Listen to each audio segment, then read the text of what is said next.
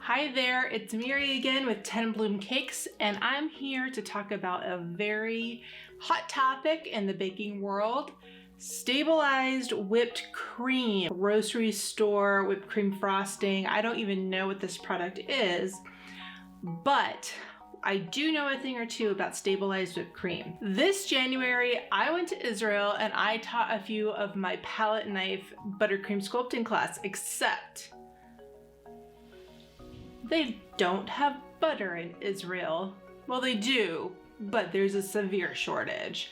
So I was told if you are going to teach in Israel, you need to learn how to do your technique with whipped cream, and I freaked out. But they make this whipped cream frosting that is so rich, thick, perfect for decorating that I basically got everything, all the information I could. This is not my signature buttercream frosting recipe that comes with my tutorials or with my workshops. This is something that I do very sparingly right now, but I do want to do more of it, and since this was freely given to me, I'm freely giving it to you. The first product you need to know about is Rich's Whipped Topping, and it's non-dairy. I don't know if you can find Rich's Whipped Topping in New York City or Los Angeles, but I sure know that you can't find it out in the country where I live. So I have to find it online, and the only place that I could find it is Baker's Authority. Baker's Authority was so kind to send me Rich's Whipped Topping for free, and they have it in these really kind of big packs. It actually comes in a pack of 4 of these, but they freeze. Baker's Authority is actually a provider of ingredients for commercial bakeries. However, when COVID-19 hit, bakeries weren't doing any business. Home bakeries were, and they couldn't find the yeast, the flour, the sugar. They couldn't find anything at the grocery store because everybody and their brother decided that they were going to learn how to make bread. Baker's Authority actually were completely stocked with all of these things all throughout the COVID-19 crisis. They ship very quickly, so it's a really, really good resource for at-home bakers because they do have an online store. So I'll have a link for that below. The second product that I use, I got it in Israel. This says OSEM, O-S-E-M, and you can find it actually on Amazon. So this is OSEM vanilla pudding, and the reason I prefer OSEM vanilla pudding is because it maintains a really light white color, and I find that vanilla puddings in the United States turn this kind of like yellowy color. Now, I have heard that you can use white chocolate pudding mix for the whiter color, but again, I haven't found it anywhere in any grocery stores where I live. So you can go onto Amazon and look up OSEM pudding, and they have many different options for you. And I'll put a link to one below as well in the show notes. I have my stand mixer here, and I have 2 cups of Rich's Whipped Topping. It doesn't really matter how much you use. It's really about just the simple ratio.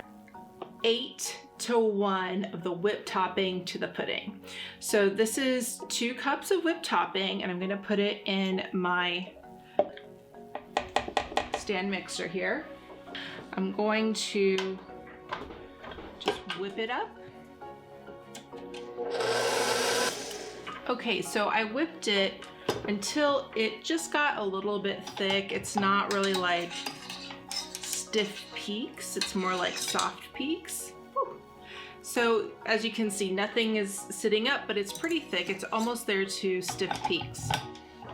At this point, I'm gonna add my pudding mix, which is, I'm doing 8:1. So 2 cups of the non-dairy whip base, 1/4 cup or 4 tablespoons of the pudding mix. And I'm just gonna throw that on in there and whip it up again.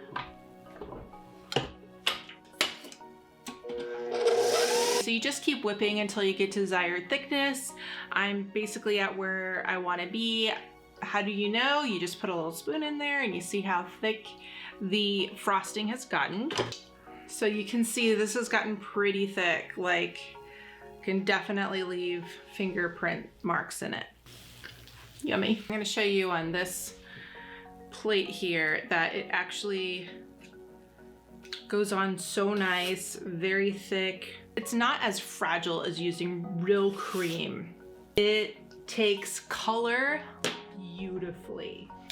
What I dislike about using real whipped cream is that the colors tend to kind of, as time goes by, go towards the edges of whatever it is you made.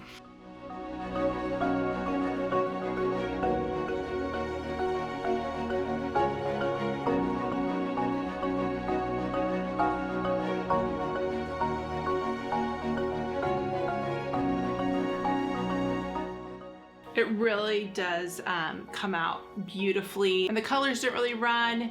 It's a lot less fragile than using a real dairy product. You should refrigerate it, but it can stand out in the elements much longer.